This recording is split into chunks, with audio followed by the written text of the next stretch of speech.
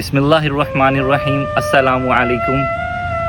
आज मैं आप सब लोगों को एक ऐसे सहाबी के बारे में बताना चाहता हूँ जो कि नबी करीम सल्लल्लाहु अलैहि वसल्लम से मुशाबहत रखते थे। उन सहाबी का नाम है हज़रत मसअब बिन उमैर। हज़रत मसअब बिन उमैर मक्का के एक अमीर तरीन घराने से ताल्लुक़ रखते थे। उनकी अमीरी का अंदाज़ा हम लोग यहाँ से लगा सकते हैं कि जो वो लिबास पहना करते थे वो 200 दिरहम का होता था और उसको ख़ास तौर पे शाम से बनवाया जाता था। और हज़रत मसअब बिन उमैर जो खुशबू यूज़ किया करते थे वो ऐसी खुशबू होती थी कि जब हज़रत मसअब बिन उमैर गलियों में से गुजरते थे तो लोग इशारा तन करके बताते थे कि वो देखो हज़रत मसअब बिन उमैर जा रहे। लोग उनको उनकी खुशबू से पहचान लिया करते थे। अब हज़रत मसअब बिन उमैर रज़ियल्लाहु ताला अन्हु इतने शान शौकत, इतने नाज़ो नखरों में पले। जब हज़रत मसअब बिन उमैर ने इस्लाम कबूल कर लिया तो उनको बहुत सारी मुश्किलात का सामना करना पड़ा। हज़रत मसअब बिन उमैर ने जब ये बात इस्लाम कबूल करने के बाद अपने चचा को बताई। एक और चीज़ मैं इसमें ऐड ऑन करता चलूँ, हज़रत मसअब बिन उमैर के वालिद जो हैं वो बचपन में ही फौत हो गए थे। फिर उनकी परवरिश का ज़िम्मा उनके चचा ने लिया। अब हज़रत मसअब बिन उमैर जब इस्लाम कबूल कर लिया और इस्लाम कबूल करने का पता इनके चचा को चला तो इनके चचा ने कहा कि मसअब, तुम अपने बाप के दीन को छोड़कर कैसे इस्लाम को कबूल कर सकते हो। तो हज़रत मसअब ने फरमाया कि मैंने अपना जो है बुत परस्ती छोड़ दी और अब मैं हक परस्त हूँ और अब मैं रसूलुल्लाह सल्लल्लाहु अलैहि वसल्लम के दीन को जो बरहक दीन है उसका ताबे हूँ। ये सुनकर उनके चचा गुस्से में आ गए और उनको कहा कि मसअब, अगर तुमने दीन को छोड़ दिया तो ये जो ऐशो इज्जत तुम्हारे पास है इसको भी छोड़ दो, ये भी तुम्हारे बाप की ही दी हुई है। हज़रत मसअब रज़ियल्लाहु ताला अन्हु ने ये जब बात सुनकर फरमाया कि आज से मेरा आपकी ऐशो इशरत से, सरवत से, दौलत से कोई ताल्लुक़ वास्ता नहीं। अब चचा एक्सपेक्ट ये कर रहा था कि हज़रत मसअब बिन उमैर को जब मैं ये बात कहूँगा कि ऐशो इशरत छोड़ दो तो उनकी अक्ल ठिकाने आ जाएगी और वो हक परस्ती को छोड़कर फिर से बातिल परस्ती की तरफ आ जाएंगे, मगर ऐसा नहीं हुआ।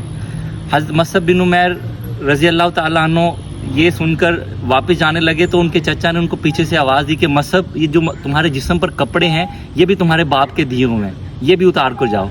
हज़रत मसअब बिन उमैर ने हक परस्ती को जो है अवलीन तरजीह दी और हक परस्ती पर कायम रहते हुए हज़रत मसअब बिन उमैर ने वो अपना उम्दा लिबास उतारा और चल दिए।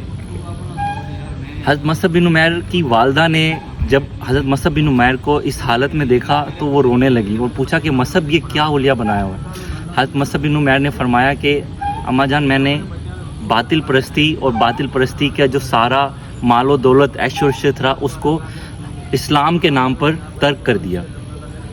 अब इतने ऐशो इशरत में पले सहाबी का अंदाज़ा, ईमान का अंदाज़ा लगाएं कि उन्होंने सब ऐशो इशरत को छोड़ा और एक नॉर्मल सी ज़िंदगी बसर करने लगे। हज़रत मसअब बिन उमैर भी आप सल्लल्लाहु अलैहि वसल्लम के जानिसारों के साथ शरीक थे।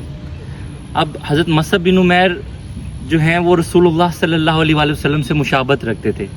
अब ग़ज़वा कुफ़ार की जानिब से जब हमला हुआ तो हज़रत मसअब बिन उमैर शहीद हो गए। अब कुफ़ार मक्का ने देखा कि एक नौजवान जो रसूलुल्लाह सल्लल्लाहु अलैहि वसल्लम से मुशाबहत रखता है तो उन्होंने ये अफ़वाह फैला दी कि नाउज़ बिल्लाह उन्होंने रसूलुल्लाह सल्लल्लाहु अलैहि वसल्लम को शहीद कर दिया। अब हज़रत मसअब बिन उमैर का ताल्लुक़, जैसा कि मैंने बताया, कि मक्का के अमीर तरीन घराने से था, मगर जब हज़रत मसअब बिन उमैर शहीद हुए तो उनका एक कफ़न का अजीबो गरीब सा मसला जो है वो रसूलुल्लाह सल्लल्लाहु अलैहि वसल्लम की खिदमत अक़दस में पेश किया गया।